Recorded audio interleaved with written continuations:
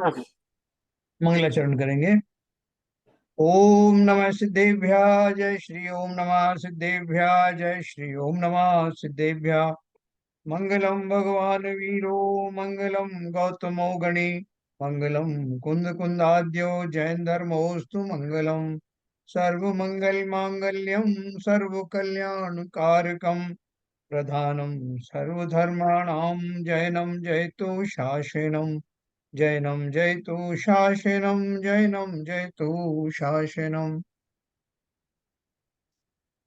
तो हमने जो अभी तक पढ़ा, बहन जी से क्या चर्चा हुई है दिन के बारे में, जो बहन जी क्या बता रही थी आप? मागना मागना।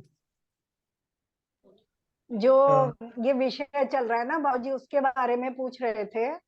जी। तो वो मैं बता रही थी, वो अपने न्याय ग्रंथों में डिटेल में है, बहुत पूरा बहुत ज्यादा डिटेल में है।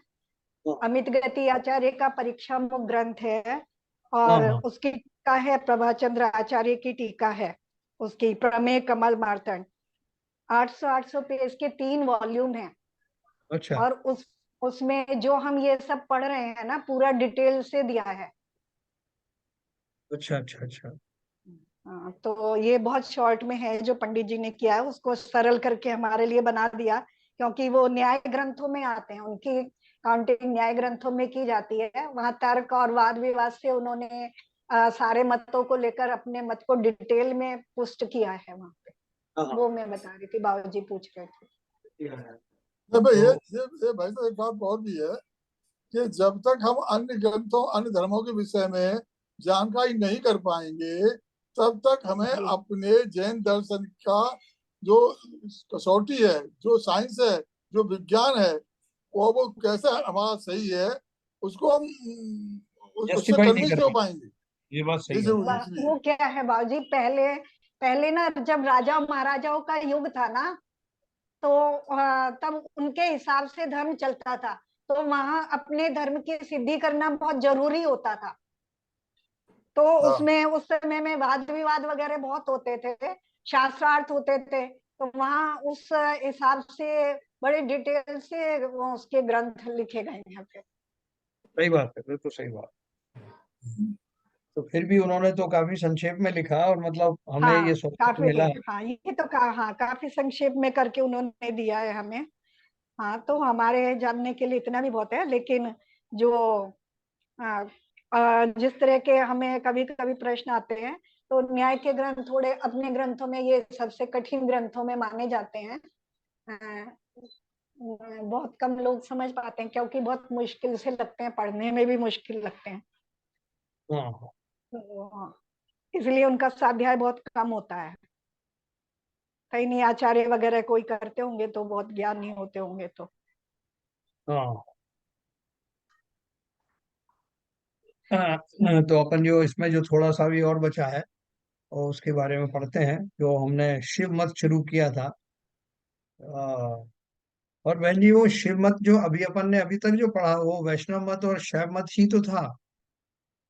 वेदांतिक जो धर्म पढ़ा अपन ने उसमें, हाँ और अब जो हाँ शिव मत आ रहा है न्यायिक और वैशेषिक का, इनमें कुछ फर्क है? हाँ। उसमें क्या है भाई साहब, जैसे ना ये धर्मों के हिसाब से भी वो होते हैं ना, ये कॉलेज में डिग्रियां होती है ना, हाँ, धर्मों के भी हिसाब से भी डिग्रियां होती है ना। जैन धर्म में पीएचडी करी है, हाँ, वैदिक विशारद धर्म में किया। पीएचडी। हाँ तो वहां पे ये सब डिटेल से पढ़ाए जाते हैं। तो वहां पे उनको बिल्कुल डिटेल में अलग अलग करके पढ़ाया जाता है। मैंने जब बीएड किया था तो मेरा भी एक पेपर था ऐसा। अच्छा, तो वहां हमें पूरे धर्म जो है, पूरे उसके भी सब एक एक धर्म में, जैसे हम जैन धर्म पढ़ेंगे ना, तो वहां हम डिटेल में पढ़ेंगे। जैसे उसमें श्वेतांबर पंथ भी पढ़ेंगे, श्वेतांबर में भी कितने मत हैं वो पढ़ेंगे। या ईसाई हैं तो उनके अलग अलग कितने मत हैं, तो वहां पूरे डिटेल में पढ़ाए जाते हैं फिर। अच्छा, अच्छा। तो जैसे वेदांतिक का हमने पढ़ा, वेदांतिक के अंतर्गत वो सांख्य मत भी आ गया। अब जो शिव मत करके अलग दिया है, शिव मत में न्यायिक और वैशेषिक नाम के दो अलग दिए हैं। हम्म। तो हाँ ये वेदांत। न्यायिक। हाँ ये बिल्कुल अलग अलग है। इनके जो सिद्धांत है और इनके तत्व वगैरह में एक जैसे होते हुए भी थोड़ा थोड़ा अंतर रहता है, थोड़ा थोड़ा सा। हाँ और पहले समय में तो जब तक हिंदू मुसलमानों के झगड़े नहीं थे, मुसलमान तो ये अभी कुछ आए थे, समझो ये बाबर के समय से आए थे मुसलमान। उससे पहले तो शैव मत वाले और ये विष्णु मत वाले यही आपस में लड़ते रहते थे। राजाओं के यही इन्हीं लोगों के युद्ध हुआ करते थे, बहुत जबरदस्त जबरदस्त। 1000 साल पहले देखा जाए तो, या तो फिर उसमें रहते थे, इनके मिलते ना हिस्ट्री में बहुत मिलते हैं कि वो राजा शैव मत को मानने वाला था, दूसरा विष्णु मत को मानने वाला था। तो आपस में उनके युद्ध होते रहते थे उसमें। तो उस हिसाब से वहां अलग अलग हो जाते हैं। अभी हमने जो पढ़ा था वो वेदांतिक वाले थे वो सारे। हाँ, वो वेदांतिक वाले थे। तो चलिए अभी शिव मत के बारे में पढ़ते हैं अपन, आगे से जो दिया है मैं आपको स्क्रीन शेयर करता हूँ।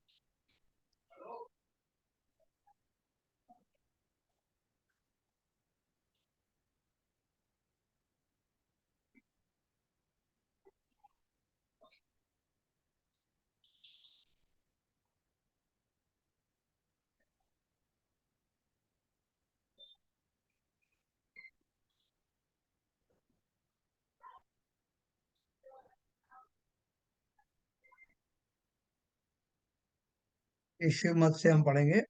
तथा शिव मत में दो भेद हैं, नैयायिक और वैशेषिक।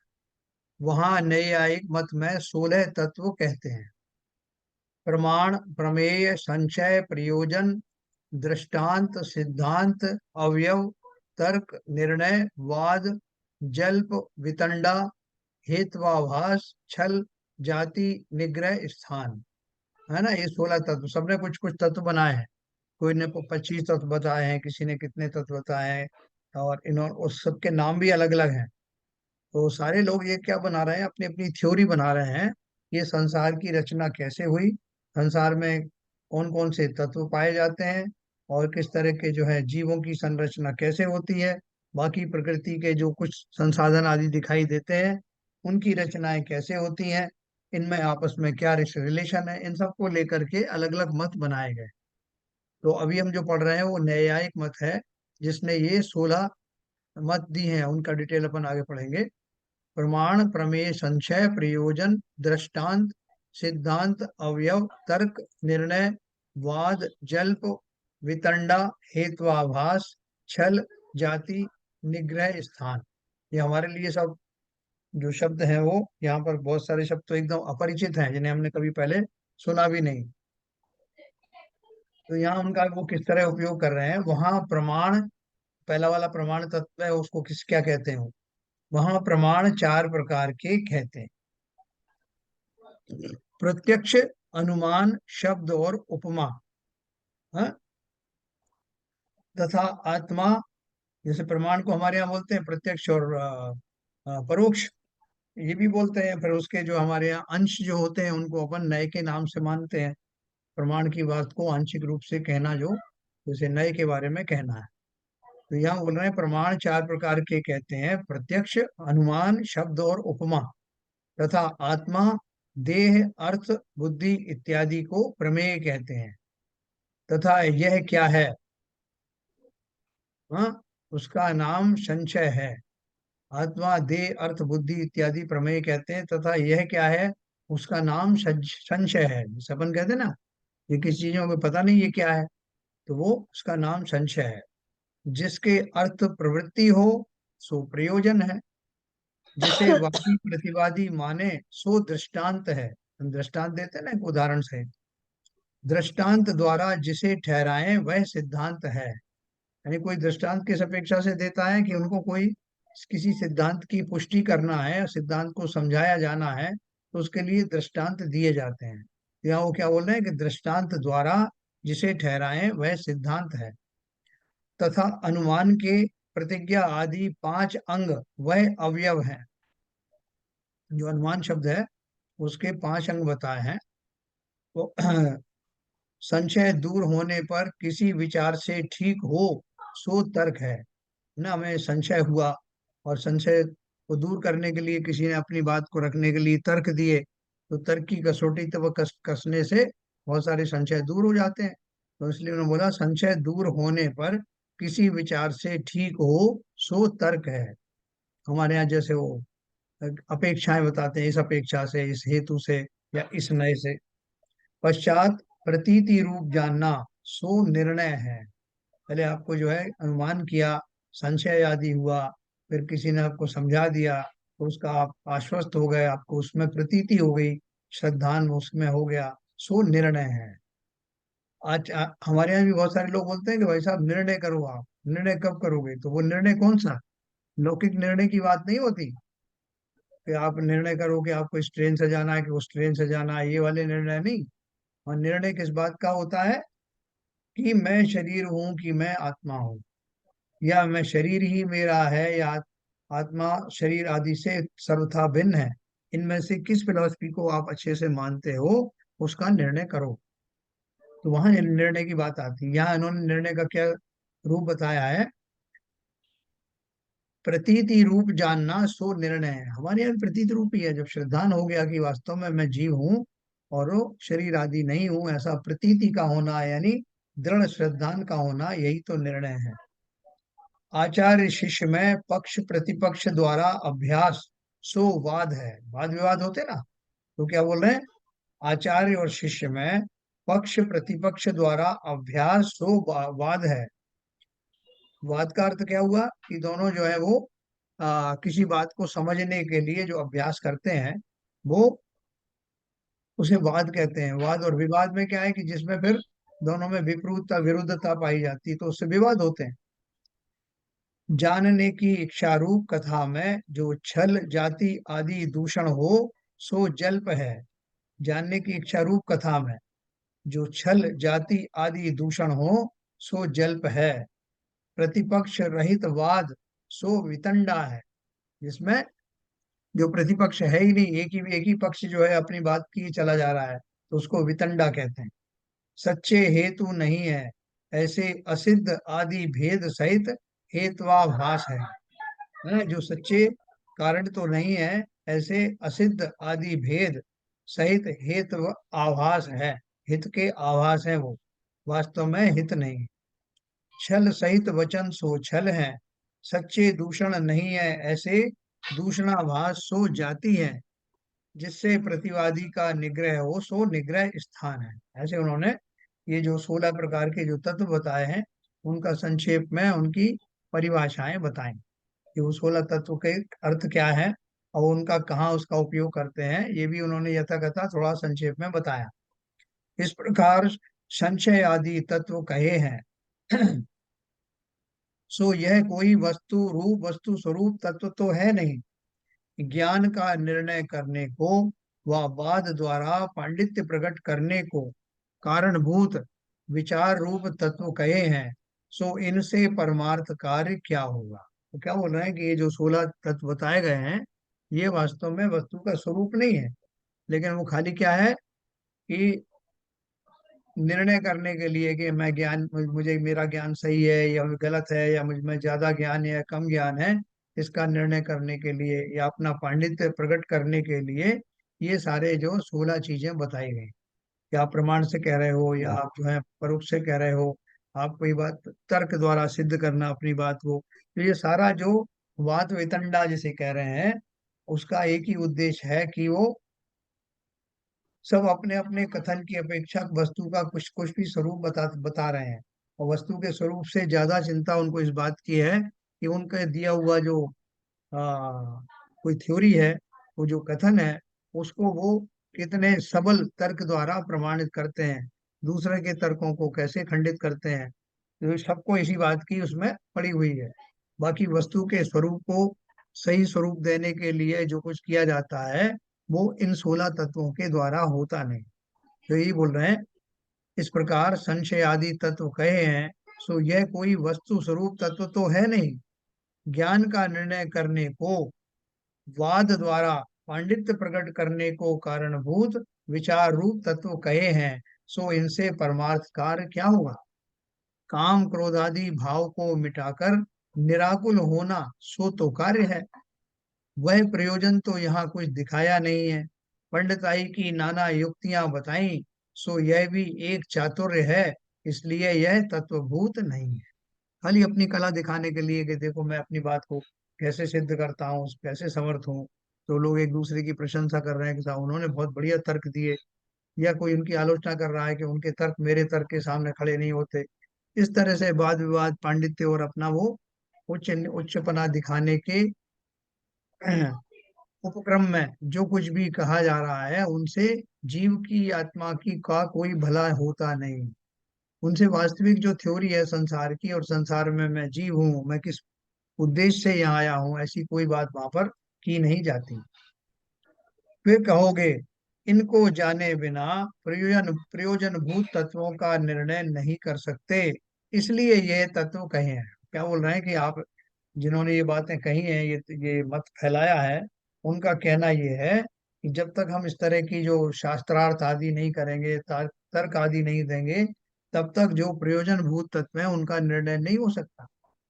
अभी प्रयोजन भूत तत्वों की बात ही नहीं आई, वो अपने उससे अपनी तार्किक शक्ति का लोहा मनवाने में जो कुछ कर रहे हैं उसी में संलग्न है।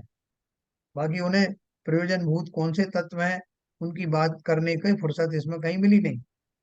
सो ऐसी परंपरा तो व्याकरण वाले भी कहते हैं कि व्याकरण पढ़ने से अर्थ का निर्णय होता। वह भोजन आदि के अधिकारी भी कहते हैं कि भोजन करने से शरीर की स्थिरता होने पर तत्व निर्णय करने में समर्थ होते हैं। सो ऐसी युक्ति कार्यकारी नहीं है।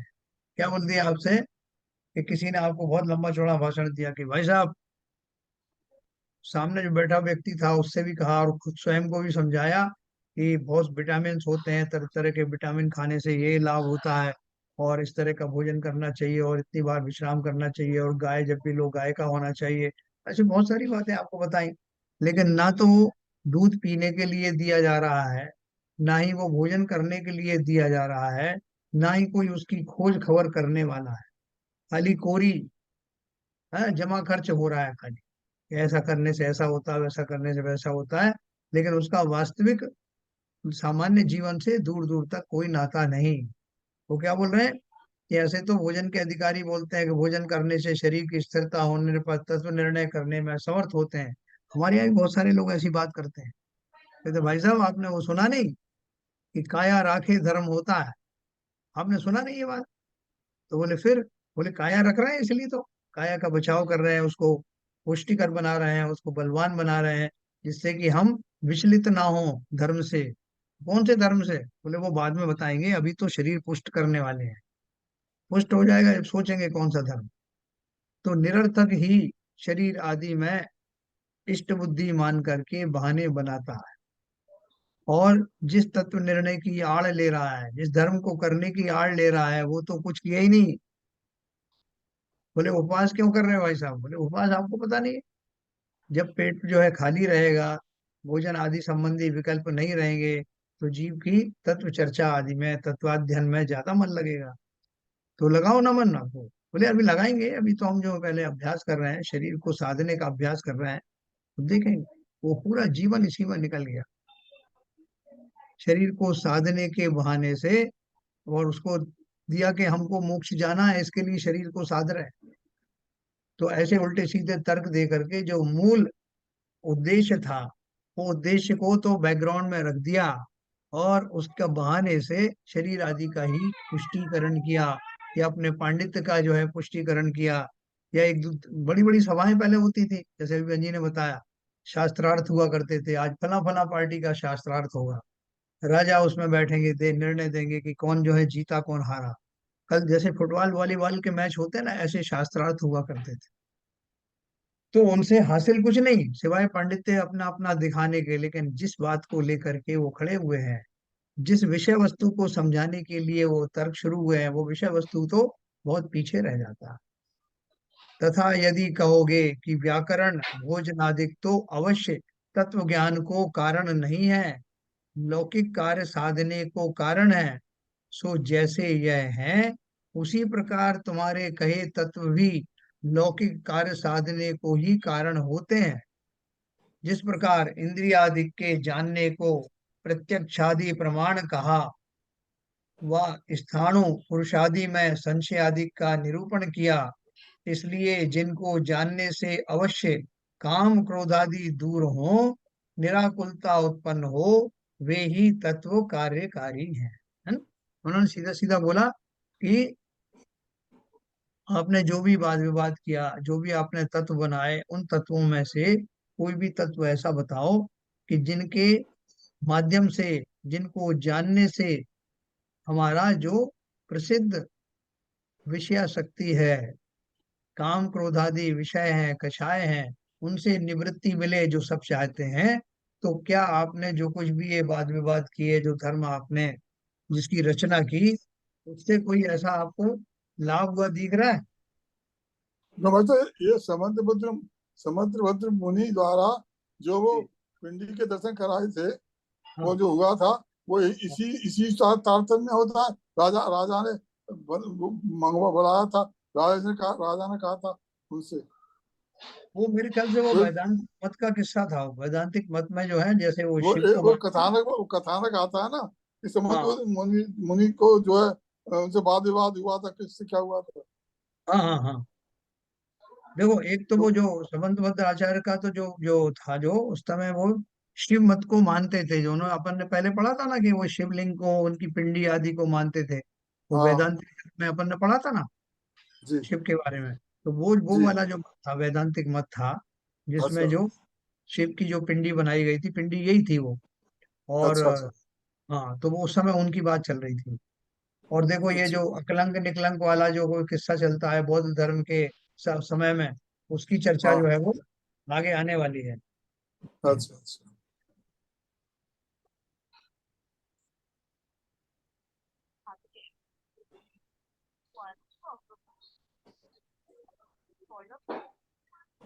तो ये अभी जो जो चल रहा है, इसमें क्या है कि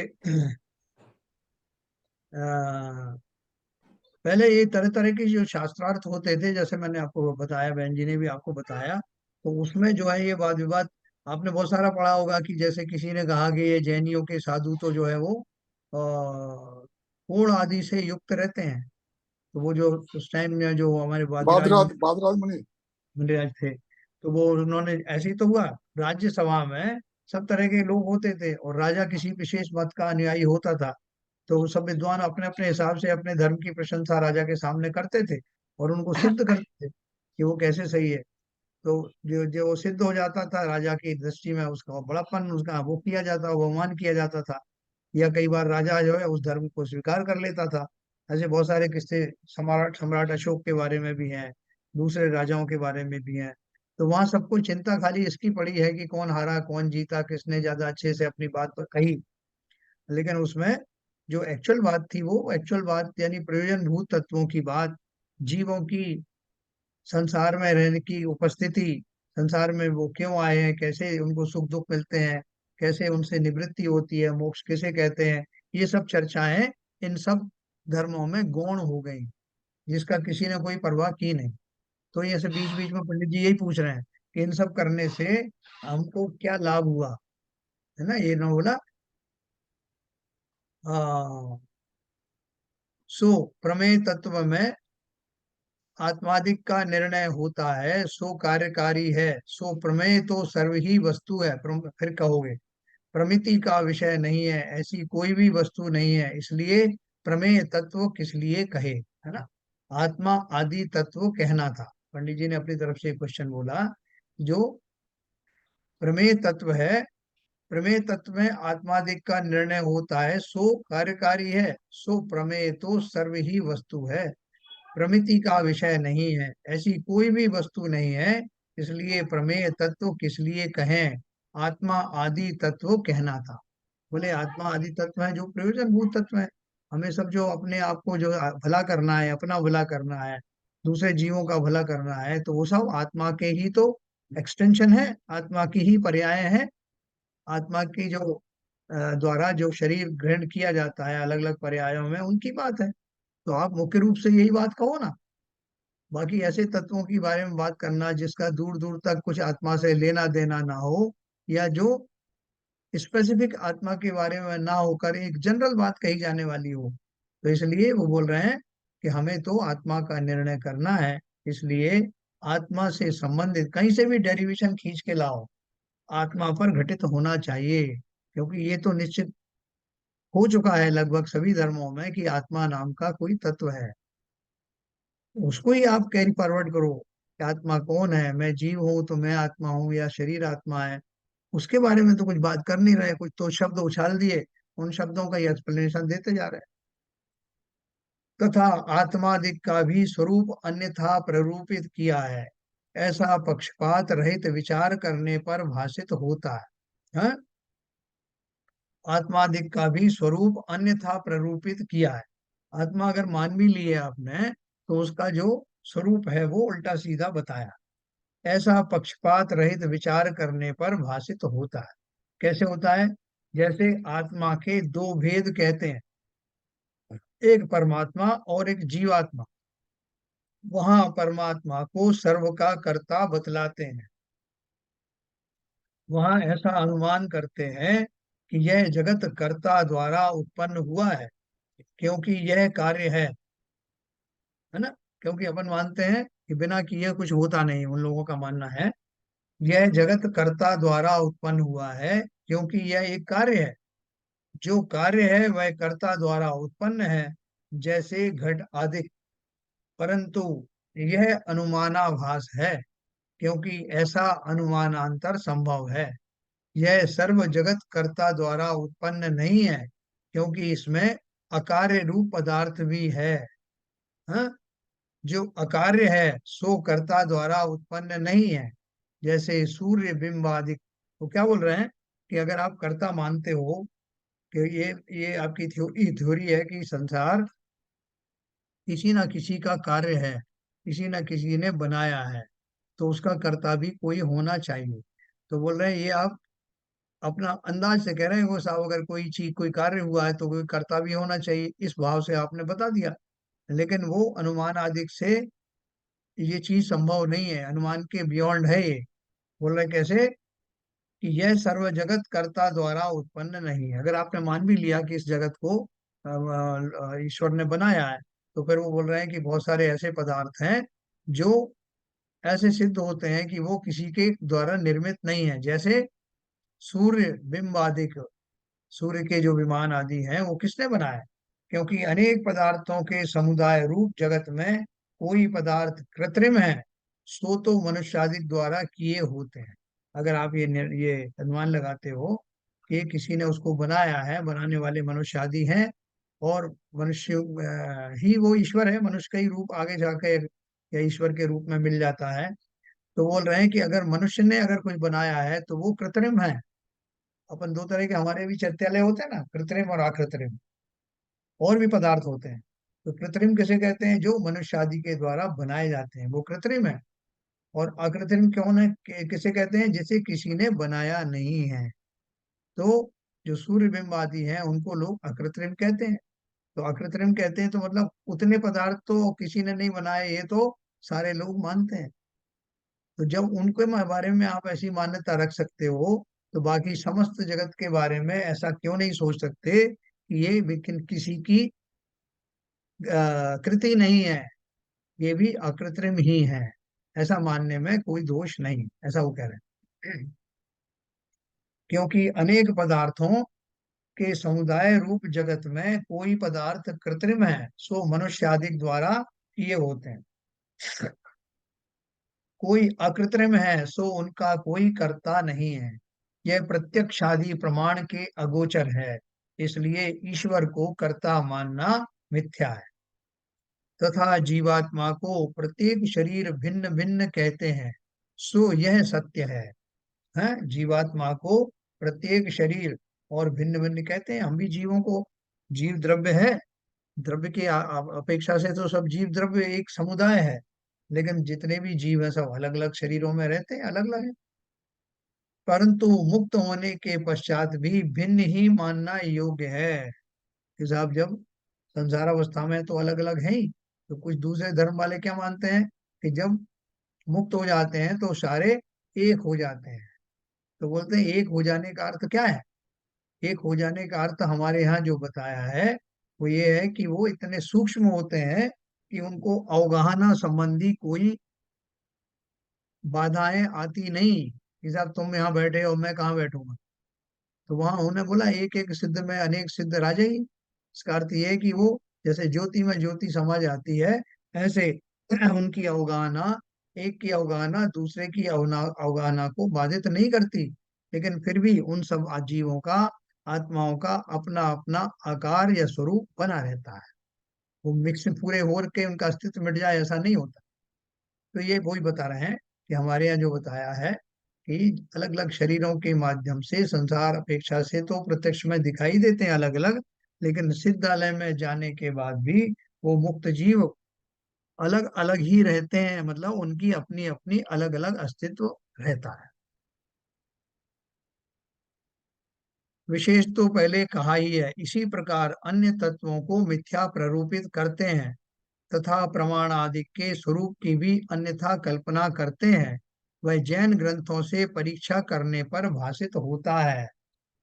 इस प्रकार न्यायिक मत में कहे कल्पित तत्व जानना। तो न्यायिक मत में हमने क्या समझा सर? अपन अगर इसको संक्षेप में समझें तो न्यायिक मत में मात्र अपनी वाक पटुता का प्रदर्शन, अपने पांडित्य का प्रदर्शन, शब्द जाल का प्रदर्शन और एक दूसरे को अपनी तार्किक बुद्धि का लोहा मनवाने का प्रयास, इसके अतिरिक्त कोई कार्य, प्रयोजनभूत कार्य नहीं संपन्न होता। ऐसा ये न्यायिक मत है जिसमें प्रयोजनभूत तत्वों का अन्वेषण, खोज आदि की कोई बात नहीं होती, सिवाय जो मैंने आपको बताया उसका पोषण ही होता। फिर वैशेषिक मत है एक दूसरा, न्याय के बाद में वैशेषिक। तथा वैशेषिक मत में 6 तत्व कहे, वहां 16 कहे थे, यहाँ कितने कहे? 6 तत्व।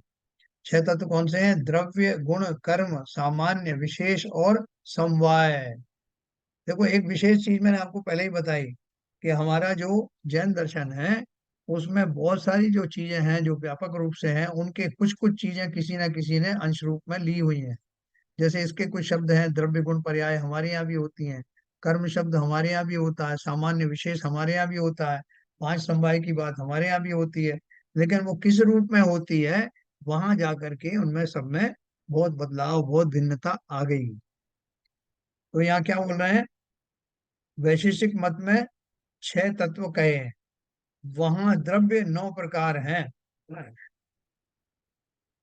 ये तत्व किए हैं 6 और द्रव्य क्या बताएं?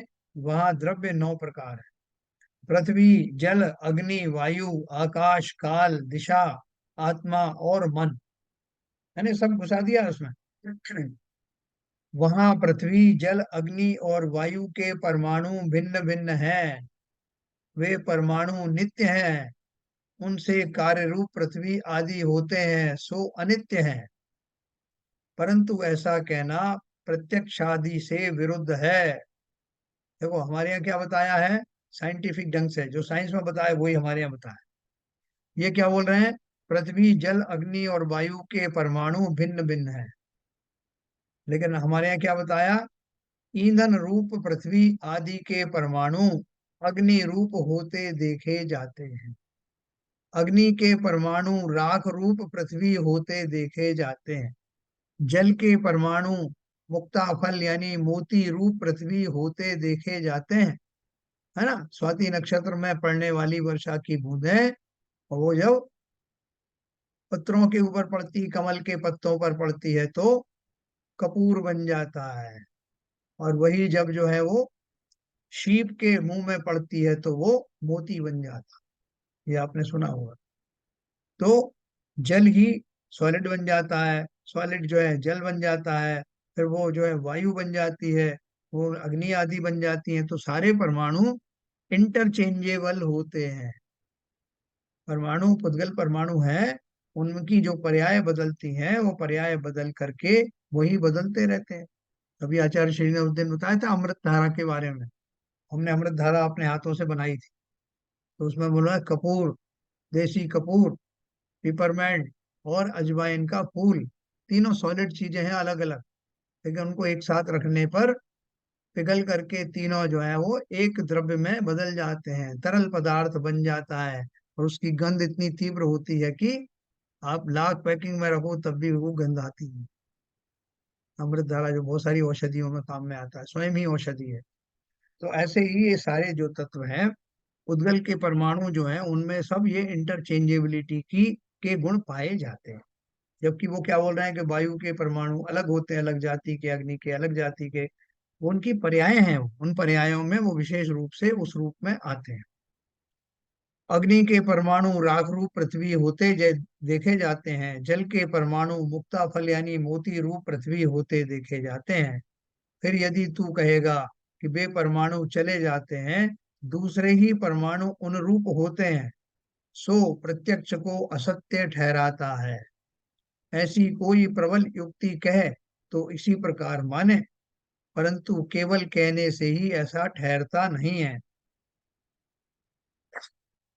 इसलिए सब परमाणुओं की एक पुद्गल रूप मूर्तिक जाति है, वह पृथ्वी आदि अनेक अवस्था रूप परिणमित होती है। देखो, ये तो साइंस भी, वर्तमान जो करंट मॉडर्न साइंस है, वो भी इस बात को मानती है कि उनके कोई भी परमाणु मरता नहीं, समाप्त होता नहीं, कोई नया उत्पन्न होता नहीं, और एक परमाणु दूसरे परमाणु रूप कन्वर्ट होता है। हमने बताया ना कि matter does not is not destroyed any time. It converts only into form. Form changes. तथा इन तो ये अच्छे से सब लोग समझ लेना कि जितनी भी वस्तुएं संसार में हैं, वो जो जो परमाणु से बनी हैं, पौद्गलिक हैं, वो सब में ऐसी इंटरचेंजेबिलिटी चलती रहती है। पृथ्वी, जल, अग्नि, वायु आदि जो है, वो जो 5 जो बताए गए हैं, उन सब में इंटरचेंजेबल परमाणु होते हैं। तथा इन पृथ्वी आदि का कहीं पृथक शरीर ठहराते हैं, सो मिथ्या ही है, क्योंकि उसका कोई प्रमाण नहीं है। और पृथ्वी आदि तो परमाणु पिंड हैं, इनका शरीर अन्यत्र, यह अन्यत्र ऐसा संभव नहीं है कि शरीर कहीं है और वो वस्तु कहीं और है। इनका शरीर अन्यत्र, यह अन्यत्र ऐसा संभव नहीं है, इसलिए यह मिथ्या है। तथा जहां पदार्थ अटके नहीं, ऐसी जो पोल, उसे आकाश कहते हैं। आकाश का उन्होंने परिभाषा क्या बताई कि ऐसी जो पोल है, ऐसी सुरंग आदि है, जहां पर कि कोई पदार्थ अटकता नहीं है, सीधा उसका अवगान होता है, उसे आकाश कहते हैं। जबकि हमारे यहाँ आकाश की परिभाषा क्या है कि वो स्पेस, वो जगह जहां पर कि समस्त वस्तु अवगाहना को प्राप्त होती हैं, जिसके नीचे सब वस्तुएं रहती हैं, उस अवकाश को, उस स्थान को आकाश कहते हैं। जहां पदार्थ अटके नहीं, ऐसी जो पोल, उसे आकाश कहते हैं। क्षण पल आदि को काल कहते हैं, सो यह दोनों ही अवस्तु हैं, वह सत्ता रूप पदार्थ नहीं है ना। ये क्षण और पल जो हमें हम कहे गए हैं, ये वास्तव में क्या है, काल द्रव्य के व्यवहार स्वरूप हैं, व्यवहार पर्याय हैं क्षण और पल। पदार्थों के क्षेत्र परिणमन आदि का पूर्वा पर विचार करने के अर्थ इनकी कल्पना करते हैं। तथा दिशा कुछ है ही नहीं, आकाश में खंड कल्पना द्वारा दिशा मानते हैं। तथा आत्मा दो प्रकार से कहते हैं। देखो, आकाश क्या है, आकाश का व्यापक है ना, पूरब पश्चिम दक्षिण उत्तर, हमने उसका माना है। तो क्या बोल रहे हैं, आकाश में खंड कल्पना द्वारा हमने खंड कल्पना की कि जो इस साइड का है वो आकाश दक्षिण का है, वह इस तरफ का है वो उत्तर का है, ये पूरब का है वो पश्चिम का है। तो बोल रहे हैं हमने ये खंड खंड करके कल्पना की है, बाकी आकाश तो अखंड है। वो दिशाओं के माध्यम से हम कहते हैं ना, इस दिशा में उस दिशा में, उन छोरों को मान लिया है। तथा आत्मा दो प्रकार से कहते हैं, सो पहले निरूपण किया ही है ना। आत्मा को परमात्मा और आत्मा के नाम से माना ना। तथा मन कोई पृथक पदार्थ नहीं है, भाव मन तो ज्ञान रूप है, सो आत्मा का स्वरूप है। और द्रव्य मन परमाणुओं का पिंड है, सो शरीर का अंग है। इस प्रकार यह द्रव्य कल्पित जानना। जो उन्होंने जो द्रव्य बताए उधर, तो वो उन द्रव्यों के बारे में ये बात हो रही है। ये कितने द्रव्य बताए इन्होंने यहाँ पर, 9 द्रव्य बताए थे ना, 9 प्रकार के। तो इनकी जो चर्चा हो रही है, वो उन्होंने यहाँ यहाँ तक कहा। अब कल अपन इसी के बारे में थोड़ा सा और पढ़ेंगे कि उन्होंने 24 गुण कहे हैं। और 24 गुण किसके हैं, वो उसमें जो पुद्गल के जो प्रसिद्ध गुण हैं, रूप रस गंध वर्ण आदि, वो सबकी भी चर्चा कल अपन करेंगे। तो थोड़ा सा और आप इसको, आपको अगर वो ज्यादा समझ में नहीं आ रहा हो, वैसे तो बहुत सिंपल है, इसको समझने का जो प्रयास है उसका कारण है, इसकी अपन ने चर्चा की कि जब एक बार हम इसको समझ जाएंगे और हमको इनकी निरर्थकता या इनके अंदर में जो कमियां हैं वो मालूम पड़ जाएंगी, तो अवश्य ही हमें फिर उस धर्म के ऊपर विश्वास होगा, उस दर्शन के ऊपर विश्वास होगा जिसमें ये कपोल कल्पित बातें नहीं हो करके जो रियलिस्टिक बातें हैं वो होंगी। तो कल अपन थोड़ा इससे और आगे पढ़ेंगे, ये 24 गुण के बारे में पढ़ेंगे, फिर दो तीन मत और रह जाएंगे, उनको पढ़ करके फिर अपन अपना जैन धर्म की विशेषताओं के बारे में पढ़ेंगे। तो अभी समय हो गया, तो चर्चा अपन यही समाप्त करते हैं। गुरुवाणी स्तुति करेंगे।